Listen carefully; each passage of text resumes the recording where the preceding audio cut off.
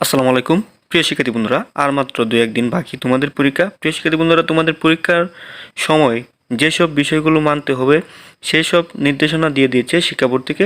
প্রিয় শিক্ষার্থী বন্ধুরা, এসএসসি পরীক্ষার্থীদের মানতে হবে যেসব নির্দেশনা, চলো একটু বিস্তারিত জেনে নিই।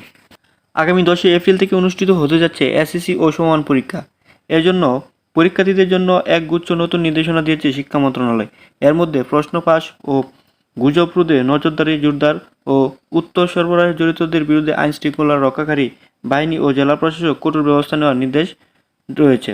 এবারের এসএসসি পরীক্ষা ঘিরে নানামুখী চ্যালেঞ্জ রয়েছে বলে জানিয়েছেন শিক্ষা উপদেষ্টা চৌধুরী রফিকুল সিআর আবরার।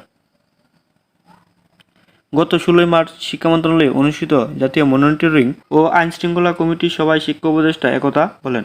নানামুখী চ্যালেঞ্জ সামনে রেখে আসন্ন এসএসসি পরীক্ষার সন্তুষ্টভাবে সম্পন্ন নানা পদক্ষেপ নিয়েছে শিক্ষা বোর্ড সহ সংশ্লিষ্টরা।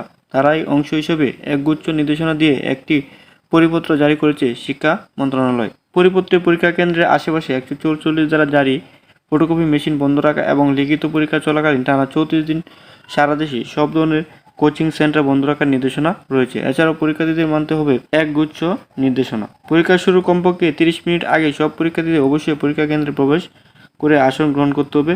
অনিবার্য কারণে কোনো পরীক্ষার্থী নির্ধারিত সময় 30 মিনিটের পর পরীক্ষা কেন্দ্রে এলে রেজিস্ট্রেশন নাম, রোল, প্রবেশপত্র সময় বিলম্বের কারণ উল্লেখ করতে হবে।